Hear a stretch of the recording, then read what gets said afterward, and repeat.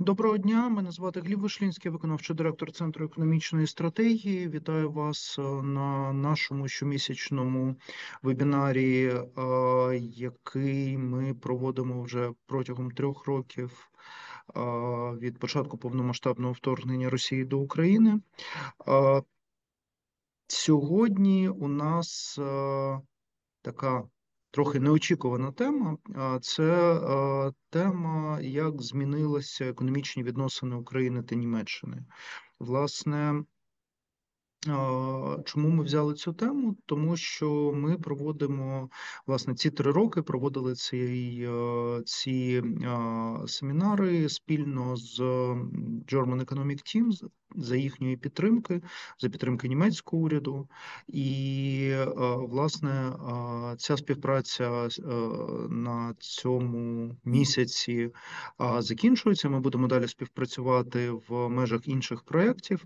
Але, власне, підкреслити нашу співпрацю ми хотіли тим, щоб подивитися на те, власне, по-перше, як змінилися за час війни, коли відбувається переосмислення, хто твій друг, хто твій ворог, а хто і не друг, і не ворог, що змінилося в економічних стосунках між Україною та Німеччиною. І ще важливий момент, власне, сама Німеччина переживає суттєві зміни в своїй економічній політиці, не лише уряд змінився в Німеччині, відбувається зараз переосмислення економічної моделі Німеччини, відбулися зміни в бюджетних правилах, які є в Німеччині, і відповідно це буде давати можливість більшої співпраці між нашими країнами, зокрема в тій самій оборонній промисловості. Тому ми, власне, вирішили, що це буде цікавою темою, але, власне, крім того, що ми будемо говорити про Україну і Німеччину, у нас, як завжди, буде огляд загальної економічної ситуації за той місяць, що минув, і, власне, зараз ми перейдемо до нього. А що ще раз хотів, як завжди, нагадати про те, що є переклад, there is English translation available, і те, що запитання ви можете залишати найкраще в Q&A, для того, щоб можна було на них відповідати як голосом, так і при бажанні спікерів відповіддю на, власне, ваше питання письмово. Отже, зараз я передаю слово моїм колегам, які, власне, презентують огляд. Марія Томіліна, наша експертка з монетарної політики і фінансового сектору, почне, власне, з огляду ситуації в них. Машу, прошу. Вітаю всіх. Отже, почнемо з нашої улюбленої інфляції та облікової ставки. В цілому в травні 25-го року інфляція продовжила підвищуватися. У нас склала 15%, якщо ми беремо рік до року, за місяць ціни зросли на 1,3%. Але основними причинами зростання подальших чому ціни зростали, є насамперед це збільшення саме цін на продукти харчування, на сировину. В основному причиною цьому є не надто сприятливі погодні умови і також активний експорт продуктів. В цілому було зафіксовано більше зростання на фрукти та на м'ясо. За поточним очікуванням Національного банку, саме в травні ми спостерігали такий пік інфляції, далі тренд має розвернутися, і вона почне поступово дещо знижуватися. Причинами це очікується кращий врожай, це і покращення ситуації в енергосекторі і нижчі ціни на насоси і подальша теж політика Національного банку.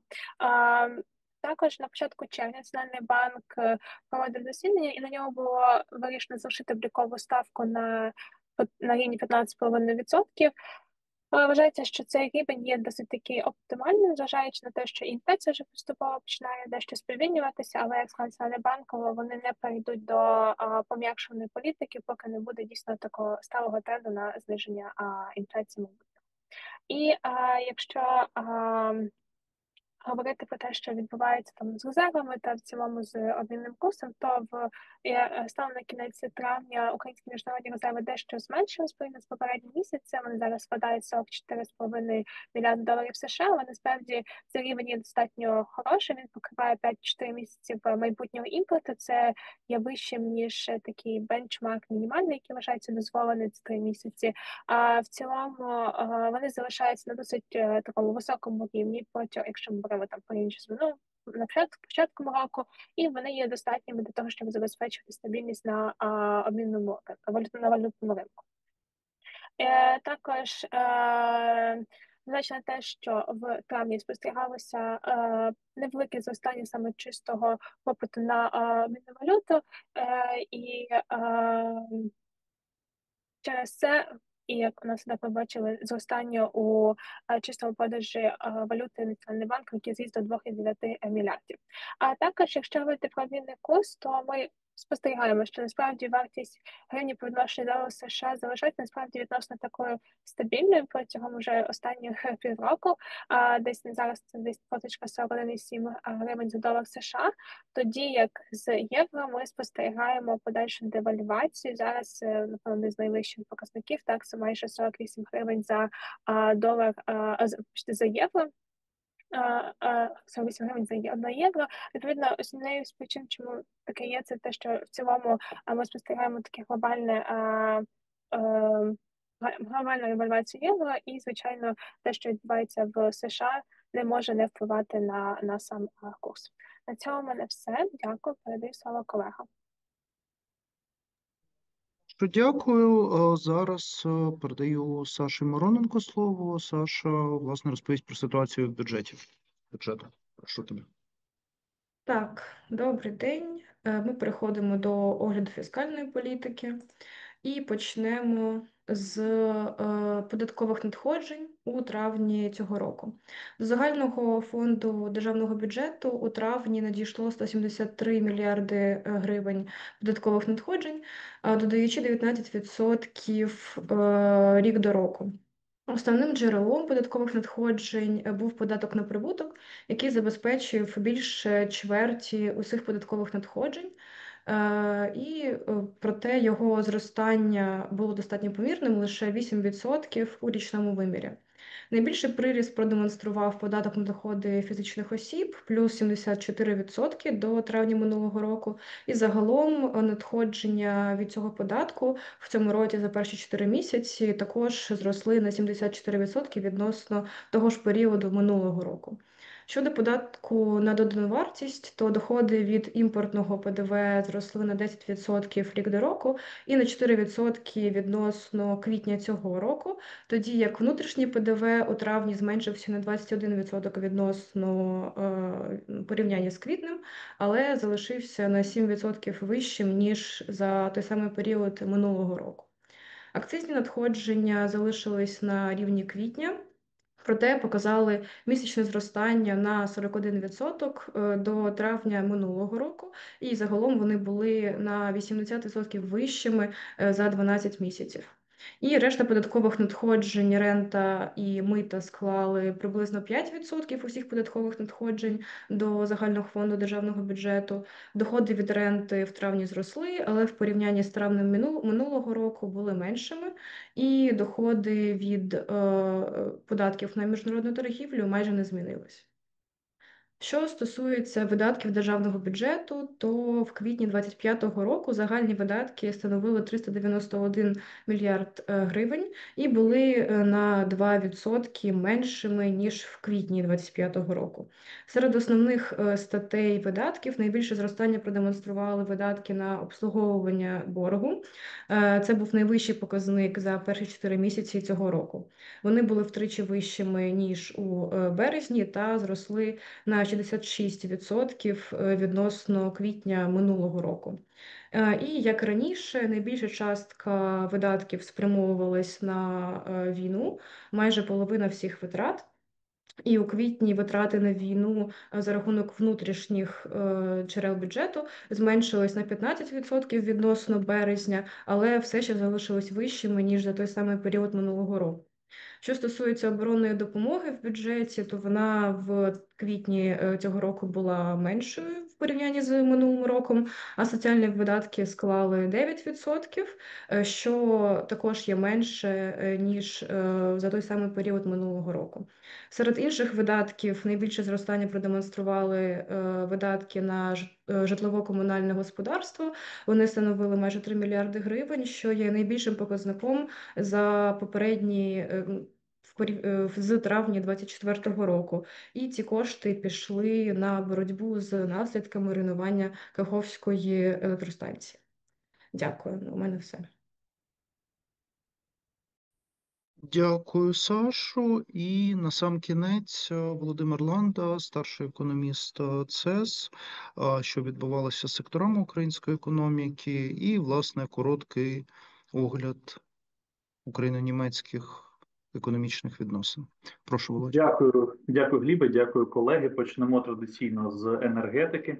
Попри те, що чистий імпорт електроенергії виріс у травні одразу майже втричі до 105 гігават-годин, великих причин для хвилювань нема, тому що поточний дефіцит впевнено покривається імпортом.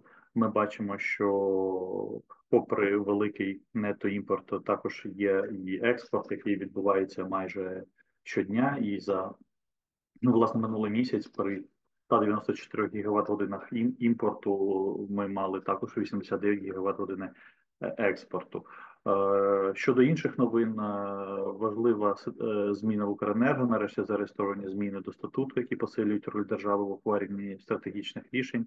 Це стосується обов'язкової участі представника держави при схваленні планів розвитку та затвердженні інвестиційних програм та призначення голови правління.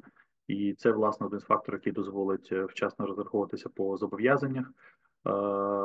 Щодо інших новин, Україна повідомила МАГАТЕ та США про російську загрозу атомній енергетиці. Про це заявив президент Володимир Зеленський після наради з військовими та представниками Служби безпеки України.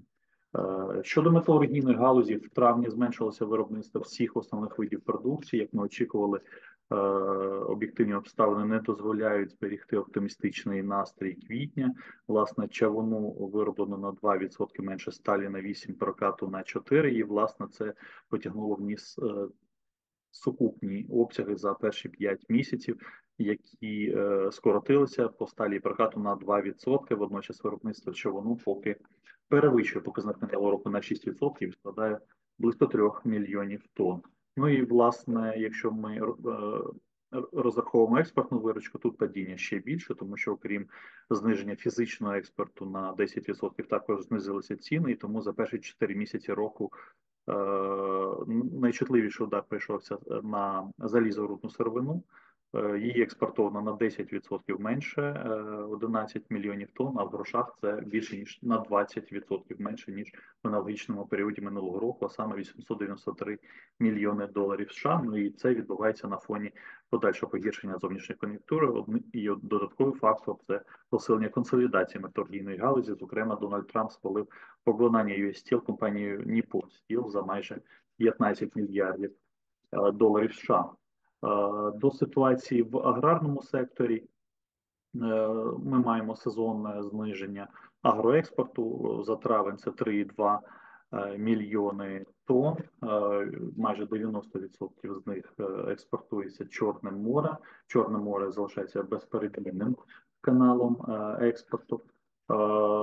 Дуже важлива новина сектору, всіх секторів, але переважно аграрного, що 6 червня припинила дію додаткова лібералізація з боку Європейського Союзу у формі автономних торгових заходів.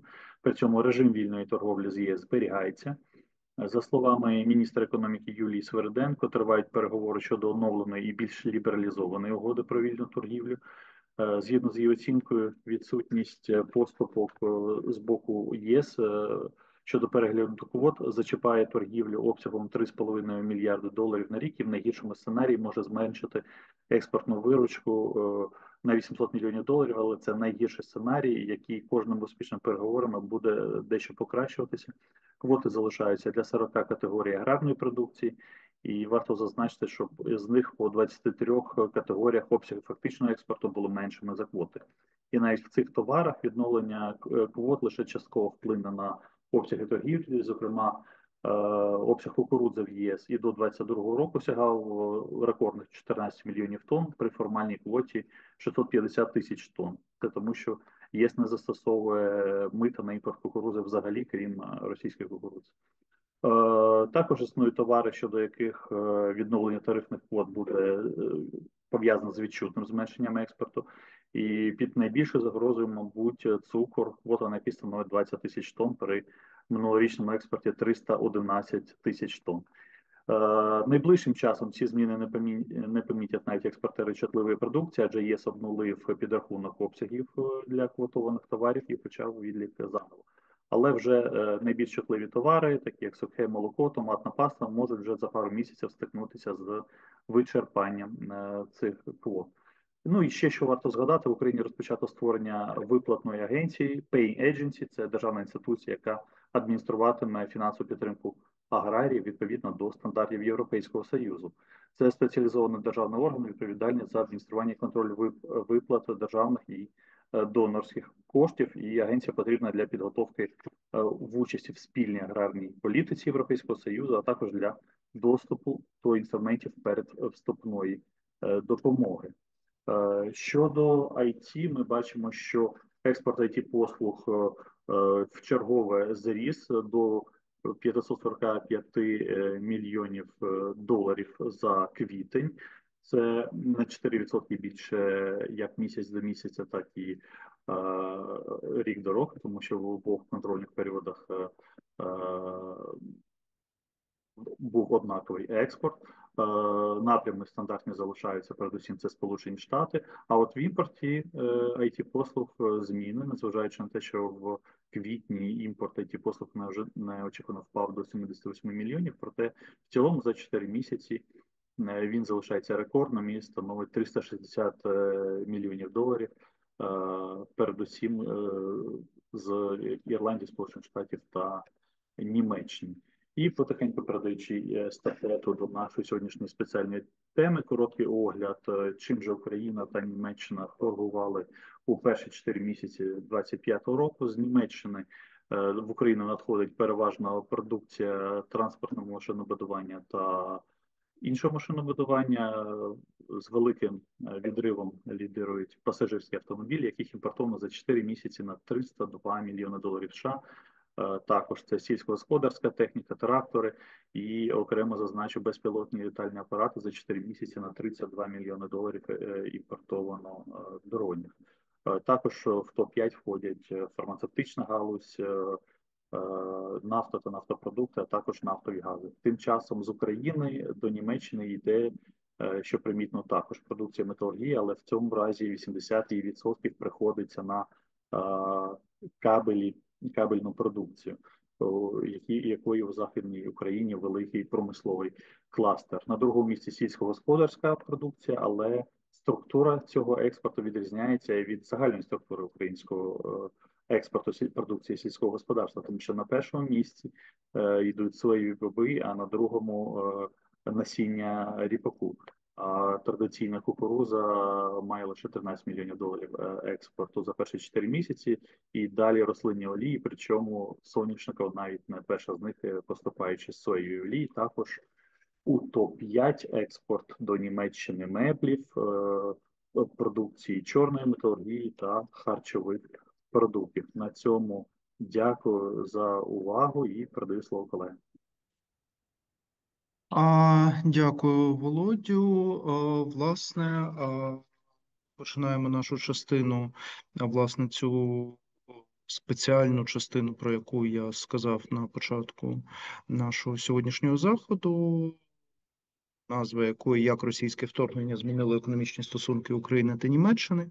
А з оглядом, власне, цієї теми виступить наш партнер по проєкту Гаррі Полушкін, який є проєктним менеджером German Economic Team в Україні. Гаррі, прошу твою презентацію. Thank you very much. I'm very delighted to also contribute to this discussion. I also prepared some slides that I would like to go briefly through on this very important topic. Can you see the slides? Так, все в порядку. Everything is fine. Perfect. Thank you so much.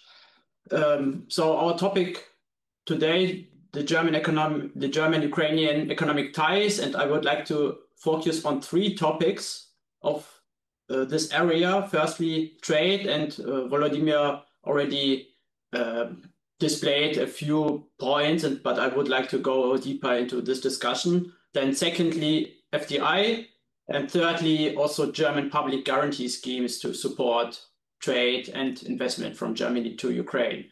Let me start with the German trade with Ukraine. The overall bilateral trade volume increased and is on an increasing path and reached a record level since Ukraine's independence. So historical, the largest level of 11.7 billion last year.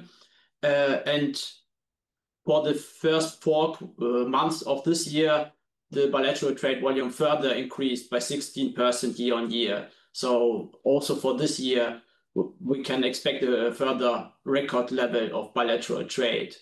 The position Ukraine has for German trade is also increasing. Now Ukraine is Germany's 39th most important trade partner. The first ones are US, China, EU member countries, and Ukraine is it's improving its position and is now 39th, exceeding also the German-Russian trade.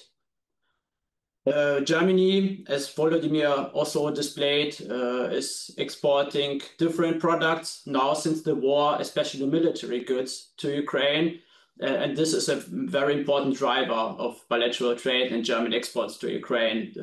Now for this year, also exports from Germany to Ukraine increased a lot by 24% year on year.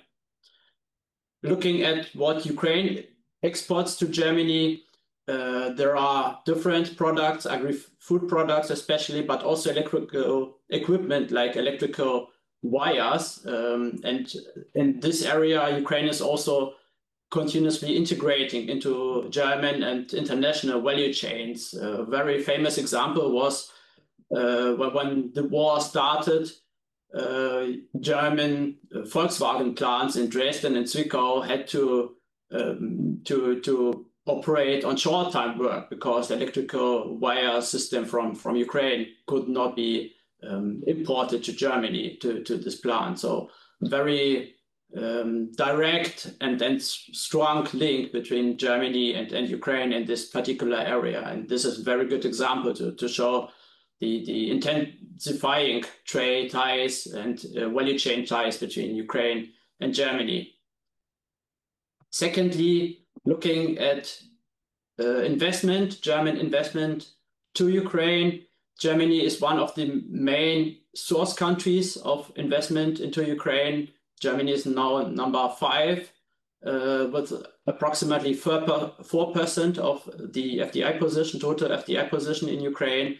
But if we account also for round-tripping situation and transactions where especially Cyprus and Netherlands are some countries where companies where this is occurring, the position of Germany is even stronger. The distance to Netherlands and Cyprus is not that large if we account for round-tripping. But since the war started, however, the German FDI stock declined. Germany FDI position was around $3 billion in 2021 and declined to $2.2 billion in 2024. If we look at the German statistics, so from the German Bundesbank, there might be some differences, but here we focus on Ukrainian statistics. FDI flows, and here we obviously also see a negative inflow since the beginning of the war. which is especially driven by a negative reinvestment of earnings. So this is, in many cases, this is just German companies record balance sheet losses on in their transactions. On the other hand, positive equity capital was also observed by of 86 million 2024 compared to 2021. This is a positive development. However, it's obviously not sufficient to cover the macro financials and macroeconomic challenges for Ukraine's resilience. What is also very positive development is that it's not only FDI, but also the interest for Ukraine as an FDI country is increasing. One indicator is the number of member companies of the German-Ukrainian Chamber of Commerce. And here we also see a positive development. In 2021, there were around 150 member companies. And in 2024, end of 2024, 70 more companies joined. So also the interest and attention for Ukraine is increasing.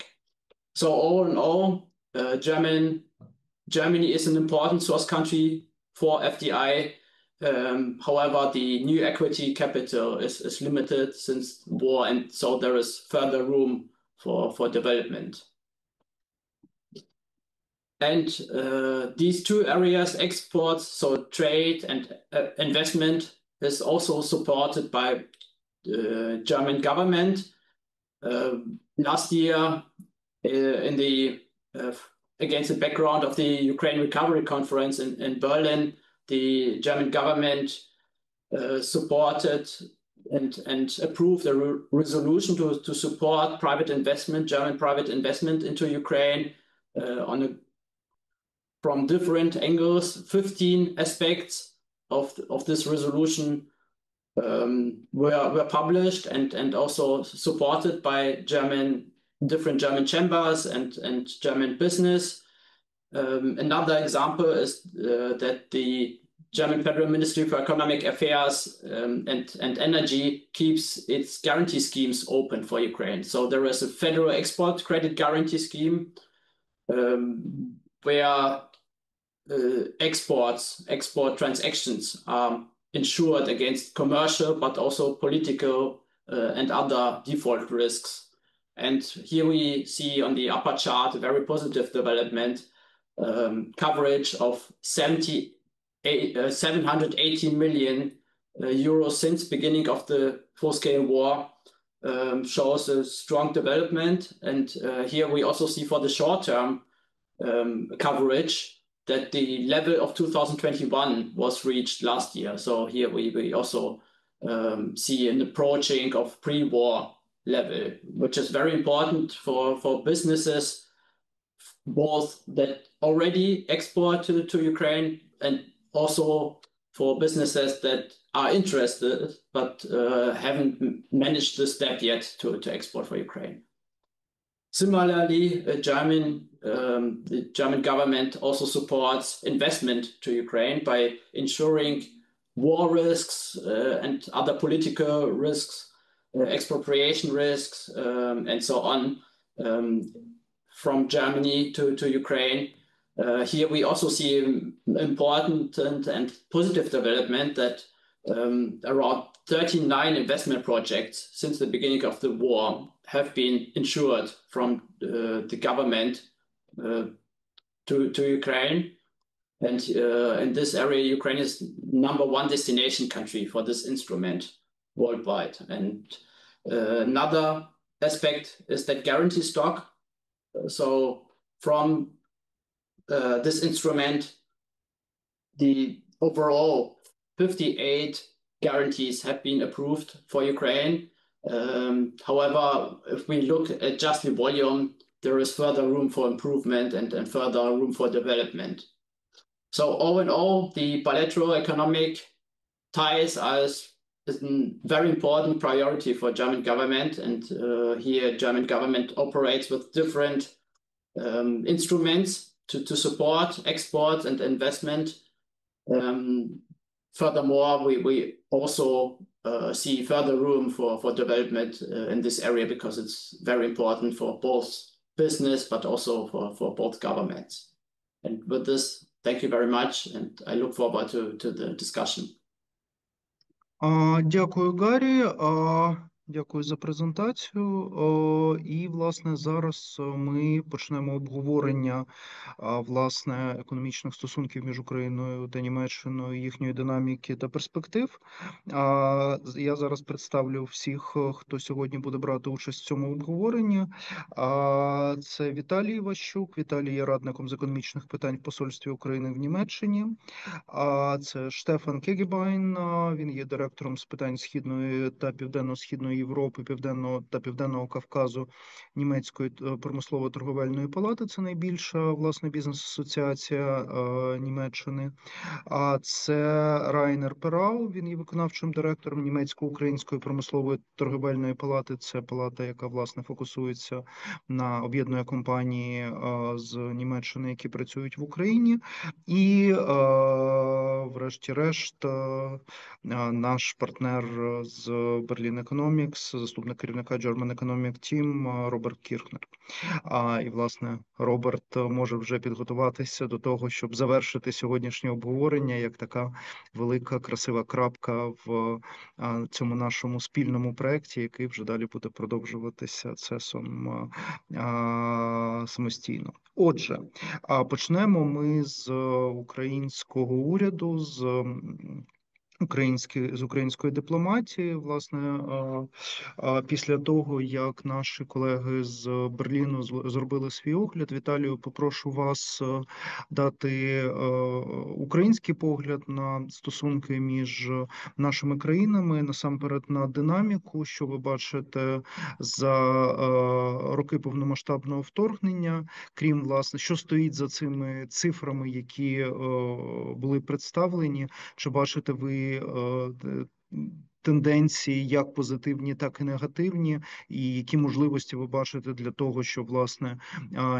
Німеччина і Україна так синергетично разом використовували економічні можливості? Віталію, прошу. Доброго дня, дякую, пане Глібе. Вітаю всіх. Що б я виділив в контексті змін за цих останніх 3 роки у наших двосторонніх стосунках з Німеччиною? Ну, насамперед те, що ФРН утвердилася фактично як наш ключовий економічний партнер, а також як донор номер 1 України в Європі. Також я би відзначив те, що зростає, принаймні з того, що бачить наше посольство, зростає німецького політикуму і бізнесу довіра і ставлення до України як до майбутнього партнера по Європейському Союзу. Позитивом, безумовно, є те, що попри війну, у всякому випадку, за інформацією, якою володіє наше посольство, німецькі компанії не виходять з України, вони досі активні на нашому ринку, розвиваються деякі проекти навіть попри війну. Є багато прикладів німецького бізнесу з різних сфер. Окрема історія – це дуже активні німецькі збройні компанії, які в Україні засновують і спільні підприємства, і представництва. Я б також відзначив серед таких тенденцій позитивних – це нові майданчики і формати для напрацювання контактів і співпраці, яких раніше не було. Насамперед треба згадати минулорічну URC, яка відбулася в Берліні за організаційної підтримки наших німецьких партнерів, з німецького уряду і бізнесу. Є німецька платформа з відновлення, є інвестиційні конференції, які організовує наше посольство спільно з мережею німецьких ТПП у різних федеральних землях Німеччини. Це бурхливий розвиток міжрегіональних, міжміських партнерств, які виступають також таким допоміжним місточком для бізнес-контактів вже на локальному рівні.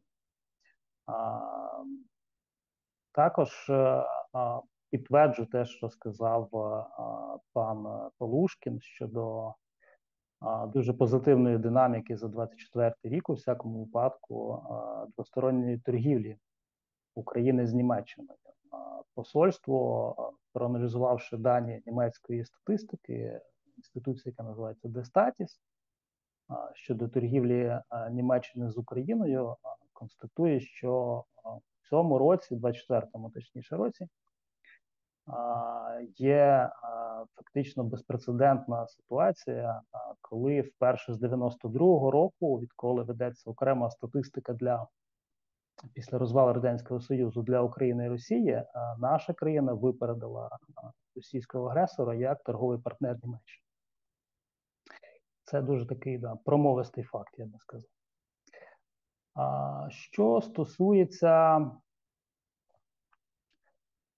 Що стосується ключових, можливо, напрямів, які б я відзначив як найбільш перспективні для німецького бізнесу в Україні, так, для розвитку наших двосторонніх торгових відносин, інвестицій, це насамперед сфера відновлення України.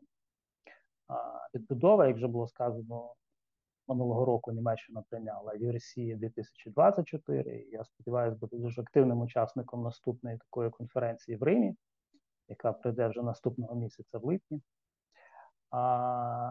Безумовно, це енергетика, зокрема зелена енергетика, це IT і цифровізація. До речі, в Німеччині створено якраз у цьому новому уряді окреме міністерство, яке буде відповідати саме за цей трек. Ми вже працюємо над тим, щоб розвивалися контакти по лінії наших двох профільних відомств. Також, наприклад, відзначу у цій сфері в IT, що за лише половину цього року ми можемо вже зафіксувати як посольство збільшення кількості учасників від українського бізнесу саме з цієї сфери в різноманітних профільних заходах, які тут відбуваються в Німеччині. Це тільки те, про що ми знаємо, де ми були співорганізатором або долучалися якось до цих івентів. Йде бурхливий розвиток як по лінії міжурядових контактів, так і по лінії контактів B2B.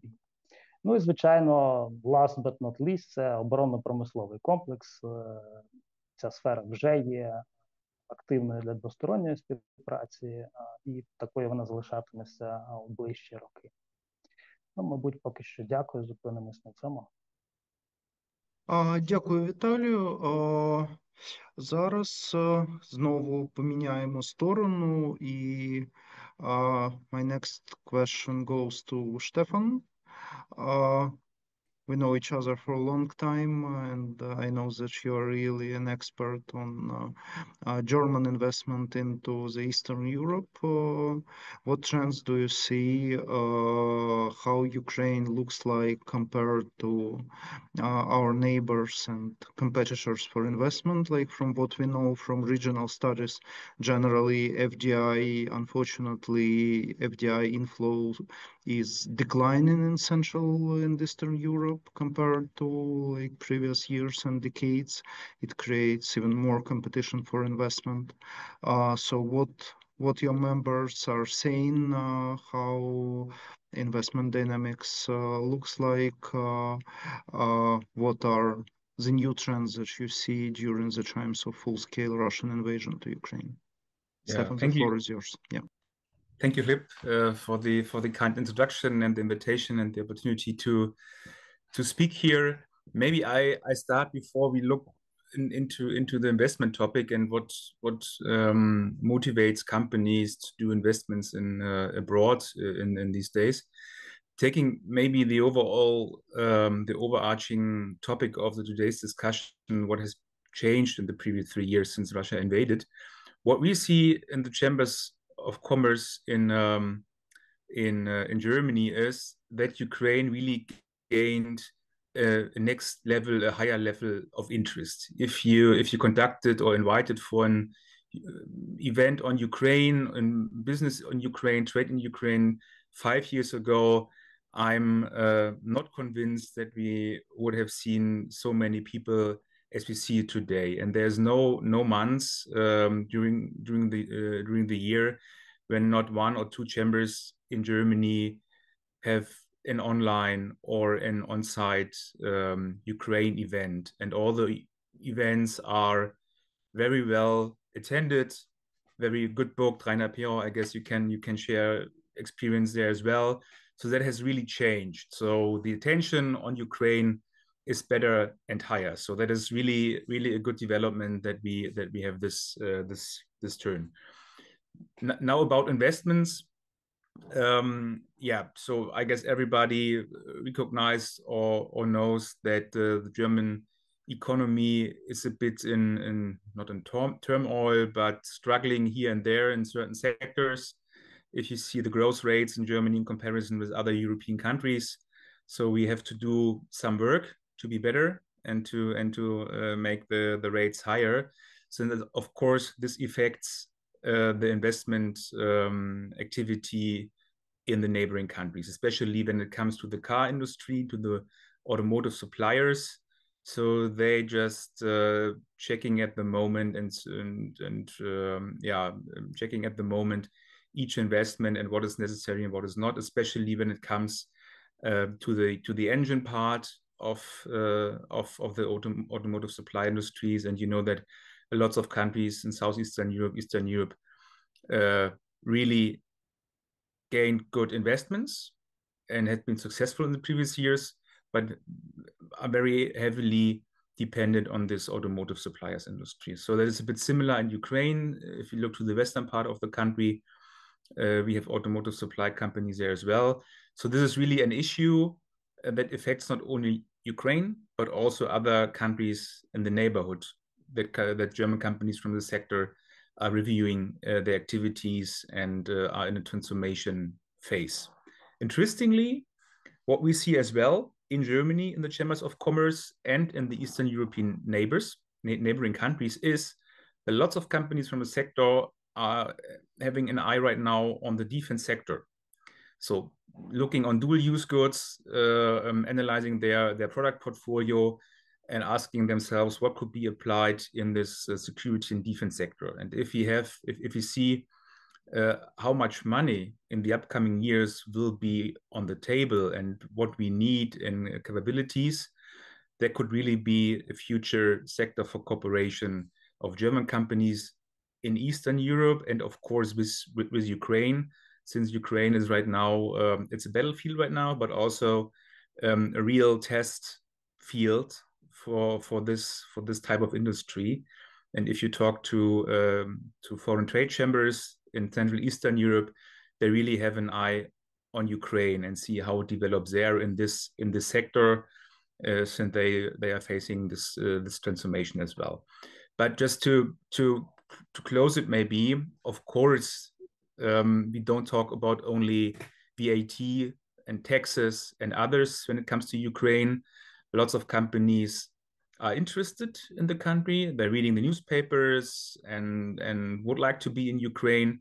But of course, the war situation, the war caused by Russia, security issues are on the table that could not be denied. And this is really, for the point, right, for the moment, the biggest issue or the biggest bottleneck for companies to come as new investors to Ukraine. We see those who have been in Ukraine for years, they stayed in Ukraine more or less, so no big outflow of companies.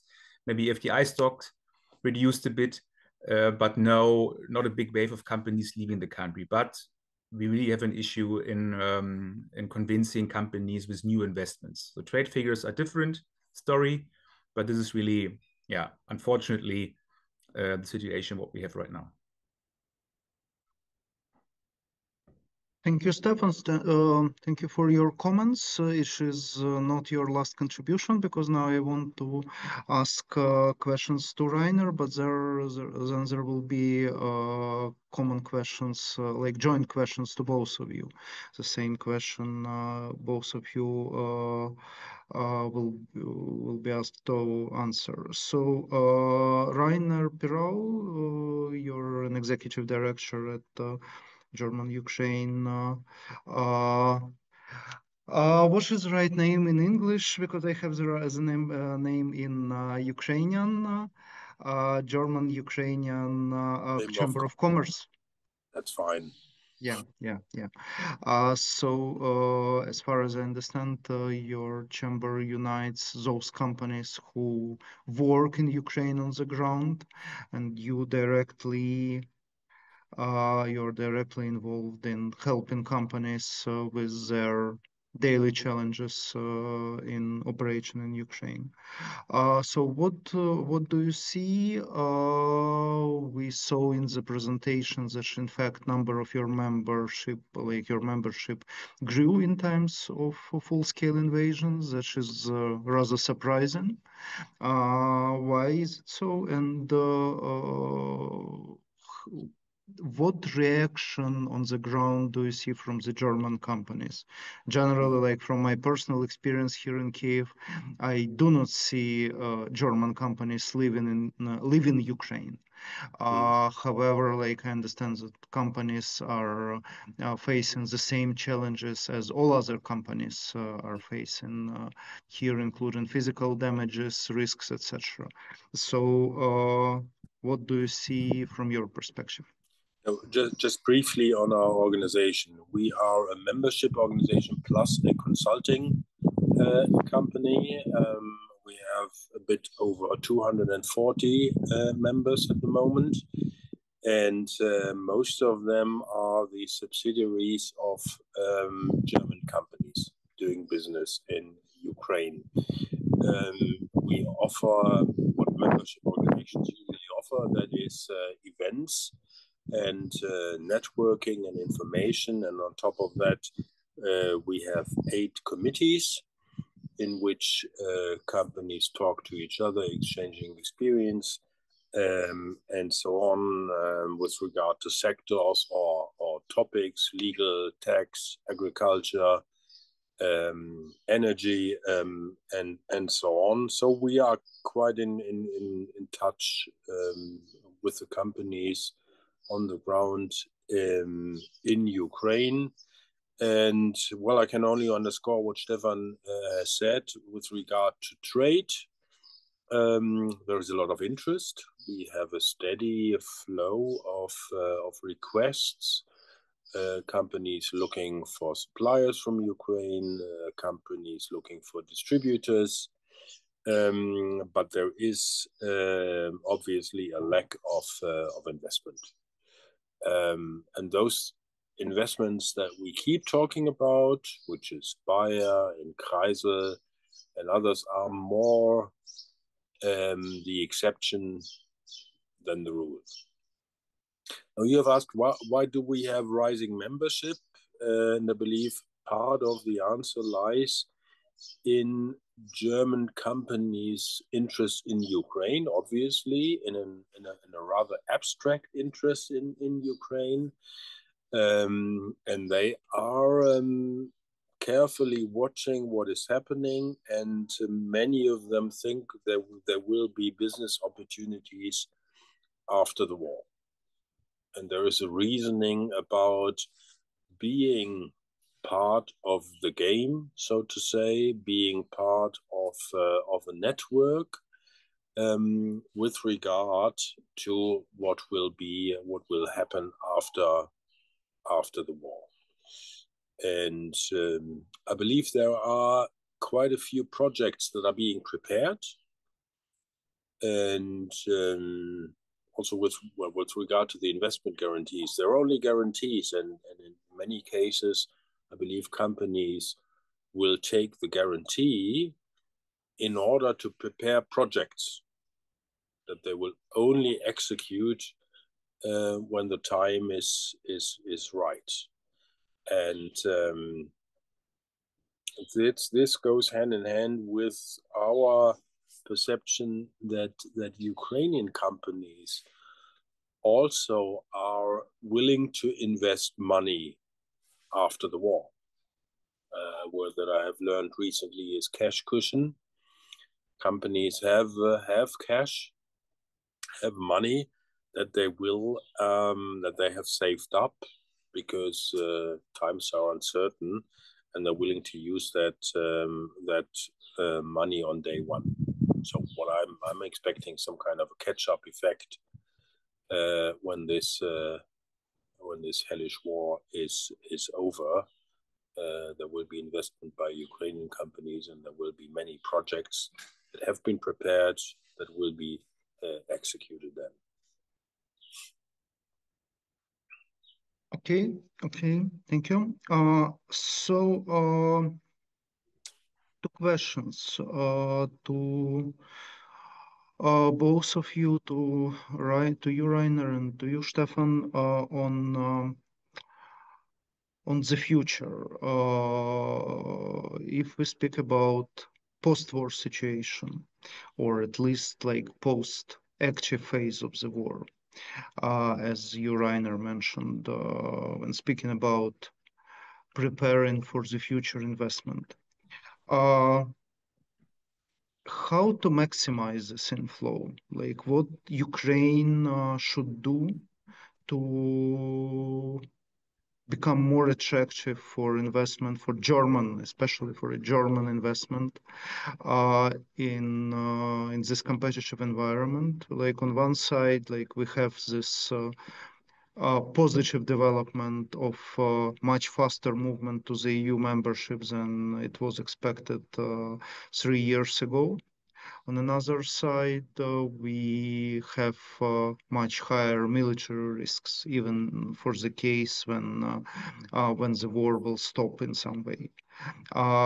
What should be done by the Ukrainian government, maybe by the German government as well, to maximize benefit for all parties? Stefan, maybe we start from you. Yeah, so I guess one thing is really we're talking about the future and just assuming that we have solved the hard security issue. This assuming, I would say a very speedy harmonization with the EU regulation. That is key, I guess. That makes it easier for companies to work with Ukrainian companies. So it's a good sign that we have now this new private-public partnership law. That's a good sign and makes things easier. There's not one single solution for everything, but things like this helps. So you have now another possibility to step into PPP projects, for example, which was harder to do before. So there are small steps, and that must be continuously done, even if the situation is like it is. What's always good is a predictable, transparent, and comprehensible. I just named the three terms: bureaucracy. So that's helpful, of course. No one is in the mood to deal with things he could not predict for the upcoming 5 or 10 years at least. So, and this is really an issue. Same here in Germany. If you can't predict things for 5 or 10 years, you wouldn't invest here as well. So that is really a key thing. And there, Ukraine really is in the competition with other countries. And in the end, having all solidarity in mind, but in the end, companies will decide on the basis of the best investment conditions, and therefore you are in competition with others in the neighborhood as well. But I would say this is really a thing the Ukrainian government could do. What could Ukrainian companies do to be in a better position in value chains? That's really long way to go, to be honest. Analyzing what German companies needs, where they have gaps, and how Ukrainian companies can fill those gaps. This is really a long way of analysis and of analyzing their own strengths, analyzing the gaps of the others, and then approaching really companies really focused and targeted. I guess there's no other way. Just being on big forums will support the country in its image, but would be hard to really realize concrete projects. So this is two things. One could be done by the governments, one could be done by the companies. And maybe if you allow one last remark, if you're talking about the whole frame of insurance mechanisms, and even if we have a kind of stable security situation, one really could think about how one can help Western insurance or reinsurance company to really offer commercial products for the Ukrainian market. So there we need a solution because right now under a normal commercial framework, we see that it does not work. That Western insurance companies or reinsurances are offering commercial products. So that is really a thing we have to tackle. Do you like, I have an additional question, like based on your last remark. Do you consider all these de-risking mechanisms, like, for example, insurance, such as like standard insurance and insurance with political risks, including war risk insurance? Do you see this like having these mechanisms that are available, that are proposed on normal commercial terms, being a game changer for German investment into Ukraine, or it will not be, but have some impact? I would say this is a necessary piece of the puzzle, but it's not the game changer, because a company will go to Ukraine if they see a cool business case. Mm-hmm. If they see it, then they need all the other things around, finance, insurance, and so on and so forth. But the key element is really to explore together with partners a very good business case. Then you need opportunities for good financing, and this is another issue, that banks are not financing on a commercial basis projects in Ukraine. So there's really an issue, and the question is when they will be able to start it again. So that means business case, and then you need the rest. So of course you need good solutions in insurance and in financing, but it's not the game-changing factor in the end. The first and foremost is the business case. Yeah. Okay, I understand. Rainer, what are your comments on this topic? Like, especially like when we speak about like what Ukrainian government, local authorities, etc., can do to the risk which is dependent on the Ukrainian side, which is not dependent on things that are not controlled by the Ukrainian government itself. Well, I can only underscore what Stefan has said.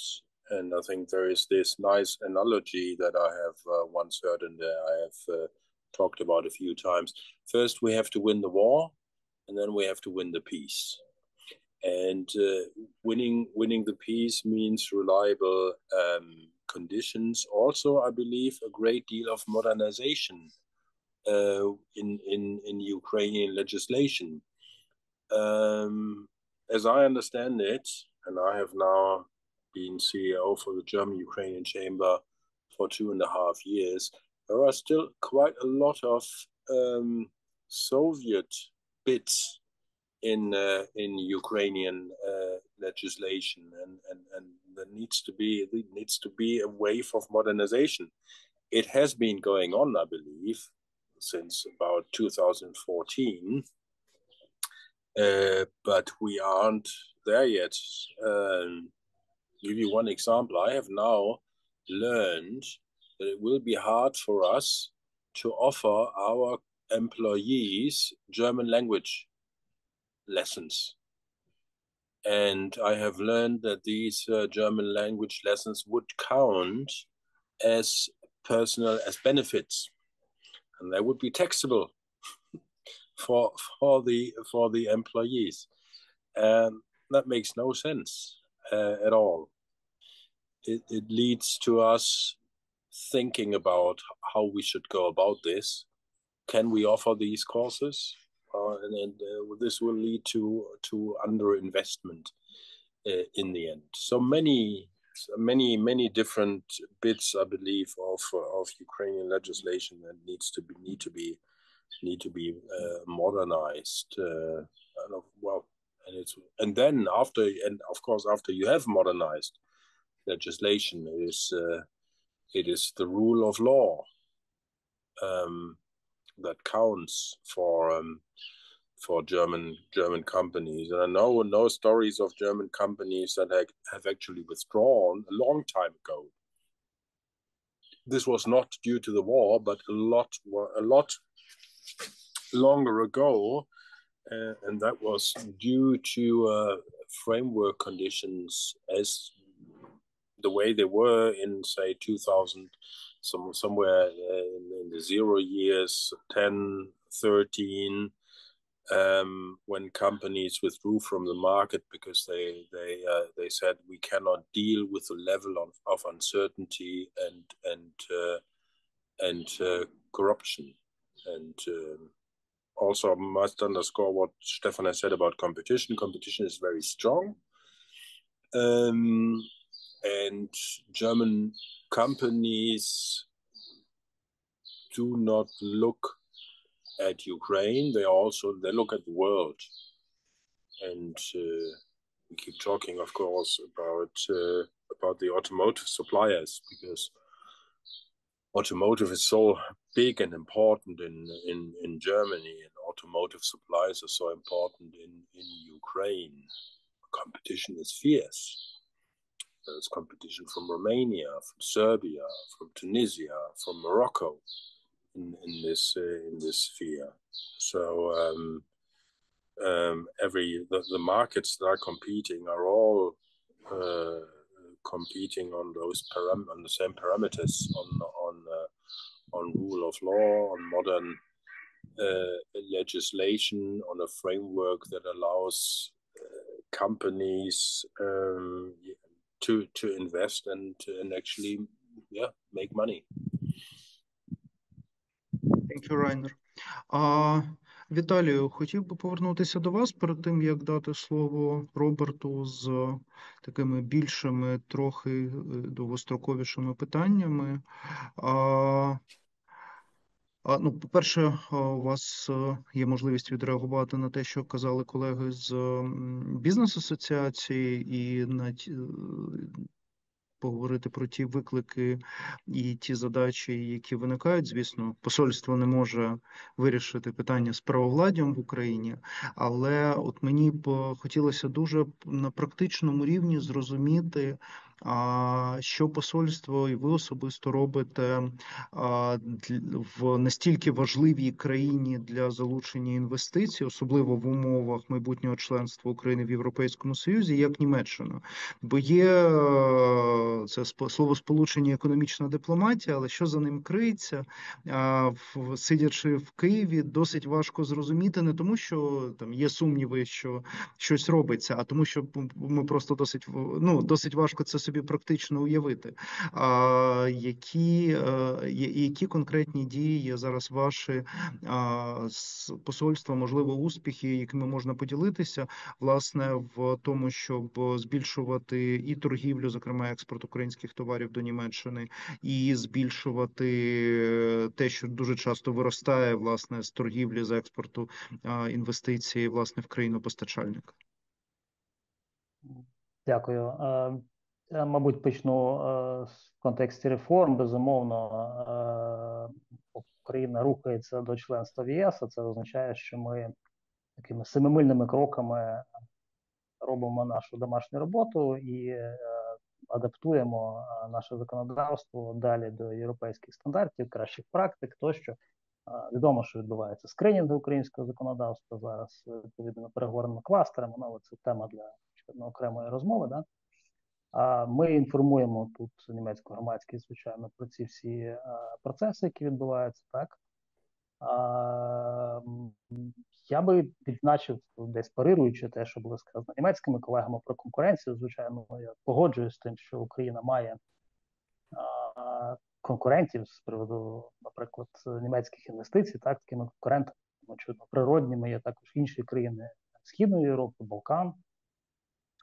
Але я б сказав також, що тут є конкуренція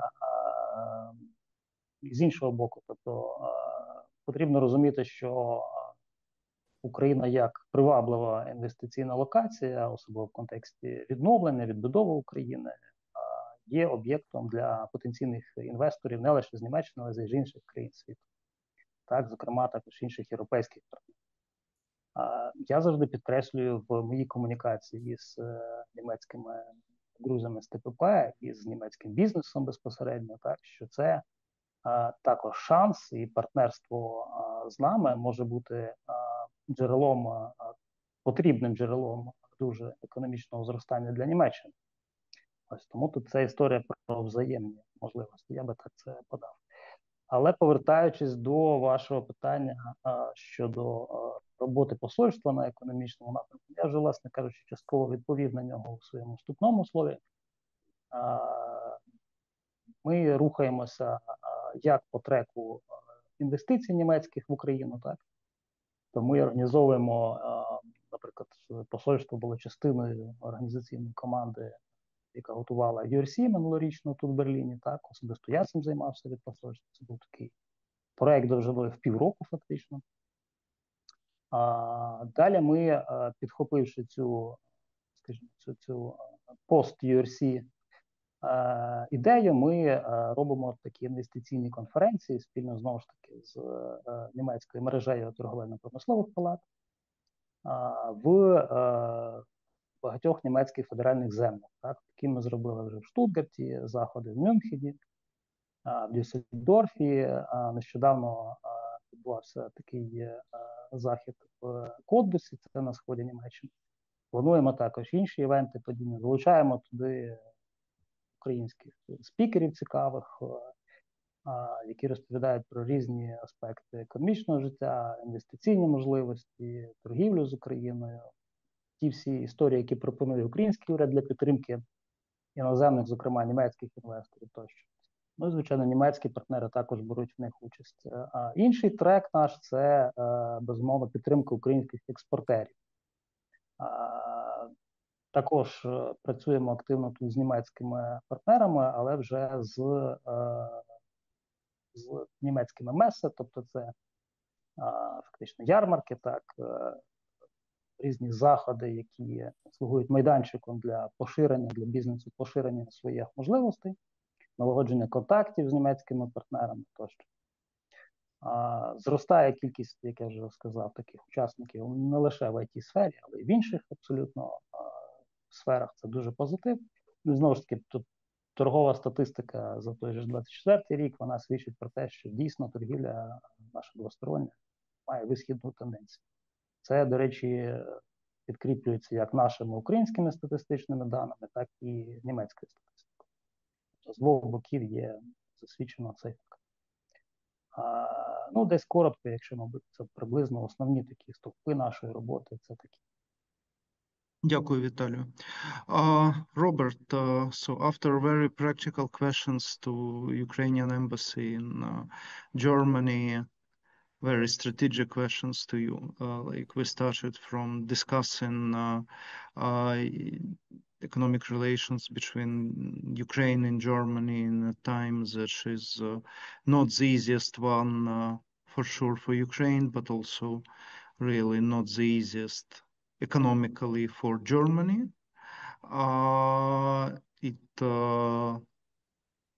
Like simultaneously, Ukraine, as Vitaly said, is moving fast in the process of the EU accession. That brings additional opportunities, including cross-border trade, including investment into value chains that are not just like Ukraine and Germany, but also Ukraine, Poland, Germany, Ukraine, Slovakia, Germany, for example, much more complicated trade and investment relations. How do you see this picture? Do you expect any positive influence on economic policy changes that we can see currently in Germany under the new government, they started even under the previous government, the previous parliament of Germany. Could we expect any opportunities that are not on the surface, that we can see in the midterm, in the time when war will stop, there will be at least truce. What is the picture in your head for our bilateral economic relations?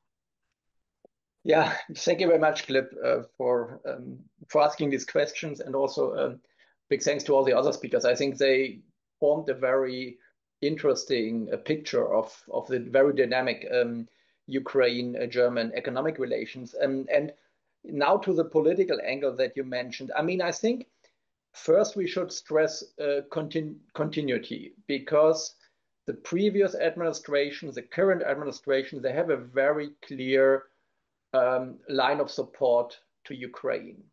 And in some other countries we have seen, I don't want to mention any country by name, but we have seen quite disruptive changes when there was a political change.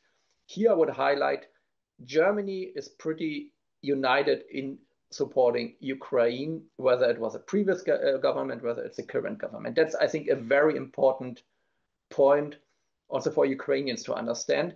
And that comes, and you mentioned that as well, at a time where actually economically we are not doing that well, right? I mean, we're having a stagnation of the economy for now a third year in a row this year. There is some sort of silver lining at the horizon, but still, these were difficult years for different reasons. Still, the previous and the current government mobilized significant support, I would say, first in Europe, maybe even now the first in the future on a global scale, we will see. But this has to be understood also in Ukraine, that this support came also in very difficult situations economically in Germany, right? And this is also important, I think, to understand the picture that has been described. Gary had the slides, Rainer and Stefan, Vitali, they mentioned that. We had this upswing in trade, we have this promising picture in investments, but all this was also made possible, in my view, because Germany supports Ukraine militarily, financially, and in a humanitarian dimension. That has not been, we haven't spoken about that before, right? Because it's not part of these statistics, but without the significant military, financial, and humanitarian support, which increased Ukraine's resilience, this positive picture would not have been possible, right? This is clear. So that's why I think this good, relatively good economic development is also due to this very steadfast political support of Germany, and which I think will definitely continue. I think that's a very good, important message. Looking forward, because you asked me to look into the crystal ball, right? The de-risking has been mentioned, and I think it is important. It is very important. Germany is a bit in an advanced, has a bit of an advantage because we have these instruments that we can give our companies. Other countries cannot do it. But the main thing here, I think, is also to have instruments eventually for Ukrainian companies to kind of deal with the political risk, right? So everyone should be on the same footing and kind of deal with this security risks due to the war, and probably also in a post-war environment, because unfortunately you cannot choose who your neighbors are. But I would also not overplay this role, because at the end of the day, it will only be address these specific security risks that Ukraine has and will have. But it will not put you on a better position than, for instance, Poland, Romania, or your neighbors, right? So it will kind of try to cancel this disadvantage, but it will not in itself give you a better position, right? This you have to do on your own. And I think there we have two kind of broad areas. One is the recovery and reconstruction process, which will eventually come, and Rainer mentioned that. There will be hundreds of billions of euro spent on this, and companies, including Germany's, will benefit from that. I think that is one of the main reasons also investors or companies are engaged currently in Ukraine on this. And the other thing is the EU accession angle, where Ukraine is making good progress, where more progress has to be made, but which was, I think, also for German companies, a huge success story in previous waves of EU enlargement, because they went to Poland, they went to the Baltics, they went to Romania, and so on, and they benefit from that. It's without doubt that German companies benefited from that. The countries benefited also because they developed economically very well. They increased the value chains. German companies are all over the place, and this is something which eventually will happen in Ukraine as well, right? This will be a big driver of economic cooperation, of FDI and trade, and then also stimulate economic development in Ukraine. Thank you, Robert. I have the final question, I believe, that was inspired, Robert, by your contribution. Like what we forgot to speak about what I forgot to speak about is the potential impact of Ukrainian migrants, Ukrainian refugees in Germany. I know that the history of, for example, Turkish Ostarbeiters, it's shown that like having such a group, ethnic group that maintains connection to their native country, it has a potential to increase both trade and investment. Do you believe it will work? Do you believe that large group of Ukrainians that move to Germany because of the war can have some disproportional contribution and may help in attraction more economic cooperation between the countries, like it worked in the case of Turkey, or it is like possible but very long term, and we could not expect it in shorter term perspective? That is a very good question, and I'm afraid I don't have a final answer on that. I would say I would not necessarily combine it with the Turkish experience, because I mean in Turkey it was really the case that after the war, after the Second World War, Germany's economic miracle really required workers, and we were short on workers. So we were really, people were going out and asking around the globe or around Europe and the neighboring countries to workers to come and work here, right? It's not what we have currently with Ukraine, right? Because the people came here because of the war with a very unclear perspective still. Some maybe hoped it will end in a few months or in a year or whatever, and now we are here already 3 years after. We don't know what's going to happen if there was some sort of peace deal. Will they go back? Will new people come, right? So there is a huge uncertainty. But I think what is clear is that we should use this potential, because they are now increasingly integrated. In Germany, it's probably a more bureaucratic process, let's say, than in other countries for different reasons. But what is clear that we should make the best out of this, right? For themselves, first of all, because I mean, these are individual decisions, but also how this can be utilized and also probably supported with public instruments, public policies, so that it's not that, you know, we are attracting them from Ukraine, solving our own problems, but then Ukraine is lacking labor, because that's the other thing. We talk only about investment, but in order to build new factories, you need to have people to work there, right? Sometimes this labor dimension is overlooked to some extent, and we have already indications in Ukraine. If you know that yourself, if you look at the labor market, very tight, high wages, difficult to get people, and so on. And this is obviously also a barrier, impediment for recovery, right? So we need to, I think, to find ways that we can serve several goals at the same time, and not, you know, solve our problems at the expense of Ukraine's. On the contrary, that should not be the solution. But maybe also Stefan and Rainer, because they work with companies in both countries, they can contribute here on this as well, because it's a crucial issue. Yeah, I think, Stefan, you can comment. Do you really see from your personal experience, from experience of your chamber generally, that like having strong ethnic groups from some countries that are subject of German investment really helps in building economic relations between countries? It's very, very interesting your comparison at the beginning with Turkey back then, and the question who came for what reasons. When we compared with Turkey or Italy or Spain, usually that were men that came to work in Germany. Right now with Ukraine, we had women with children coming to Germany, and if you're looking, so that's different who came. Mm-hmm. in the percentages. So and we see when we're talking about integration in the German labor market, that then if you have a woman and a child, the child needs to have daycare. So, and if you look around in Germany, daycare is a good you can buy with gold somehow.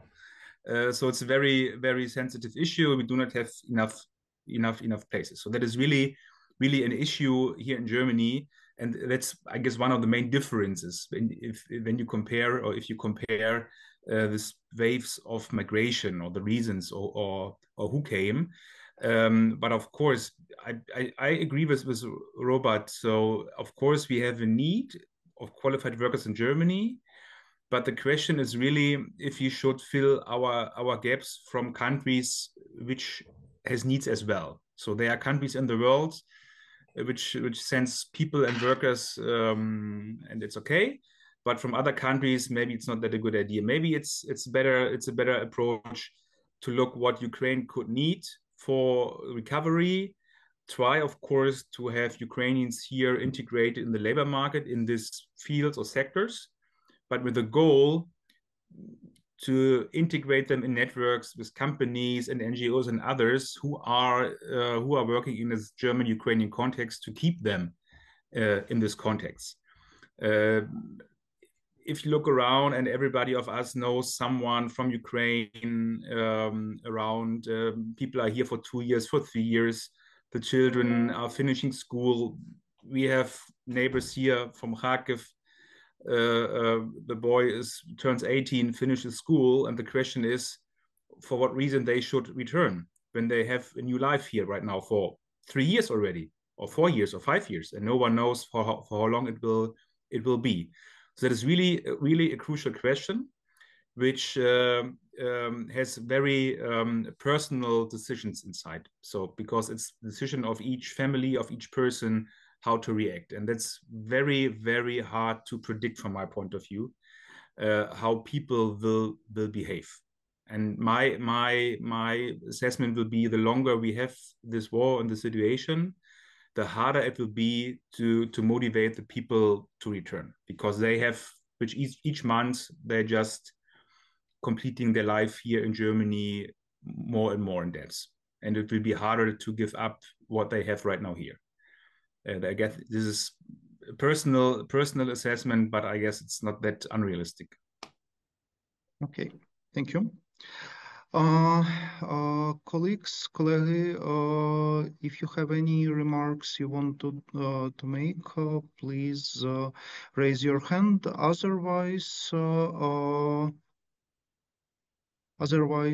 I can. Віталій, прошу. Дякую. Я хотів би коротенько прокоментувати також про українців, які тут знаходяться. Це, до речі, також одним з треків, де економічна секція долучається в контексті сприяння підприємництву серед наших громадян тут, в Німеччині. Ми виходимо з того, що Україна потребуватиме, безумовно, фахівців, зокрема для відновлення України. Відомо про те, що наш ринок робочої сили потребує додаткових людей, додаткових кваліфікованих кадрів. Але разом з тим ми вважаємо, що поки наші люди знаходяться тут, в Німеччині, вони повинні також повною мірою скористатися цією можливістю, щоб, так мовити, апгрейдити свої кваліфікації, так, набути досвід як роботи, тобто роботи на когось, найманої праці тут в Німеччині, так і роботи на самого себе, тобто досвід європейського підприємництва, а потім з цими покращеними якостями професійними повернутися в Україну, набутий досвід в ЄС у контексті нашого майбутнього членства в Європейському Союзі, дасть людям також конкурентні переваги на українському ринку, на ринку робочої сили в Україні. Таким ще майданчиком, який буде сприяти як пошуку українців, професійній реалізації українців тут в Німеччині, так і працевлаштування наших громадян, повернення їх в Україну, буде хаб єдності. Такий хаб єдності планується відкрити в Берліні, одним з перших в Європі, спільно з нашими німецькими партнерами, з німецького уряду. Ми якраз над цим працюємо, сподіваємося, що невдовзі він буде відкритий. Дякую, Віталію. Дякую всім, хто взяв сьогодні участь. Дякую нашим німецьким партнерам. Дякую German Economic Team за співпрацю протягом цих 3 років. Це була дуже корисна і дуже продуктивна співпраця, дуже хороші заходи, які ми проводили разом в кооперації, і ми будемо, власне, цю ідею, яку ми спільно розробили, далі реалізовувати в схожому форматі, можливо, з іншими партнерами, але в будь-якому разі наступного місяця ми знову зустрінемося з обговоренням спеціальної теми економічної ситуації в Україні. Ми раді були обговорити, власне, ситуацію в економічних стосунках між Україною та Німеччиною. Власне, сьогодні воно було важливо, воно виявилося набагато більш позитивною, ніж можна було б очікувати під час повномасштабної війни, за що, власне, теж хотів би подякувати всім німецькому бізнесу, німецьким бізнес-асоціаціям, українському посольству, яке активно працює, німецькому уряду, який допомагав нам в проведенні цих заходів, і німецьким експертам, таким як Роберт і Гаррі, з якими ми співпрацюємо і будемо співпрацювати далі. Дякую всім, хорошого вечора, спокійного і спокійних, хороших вихідних. До побачення.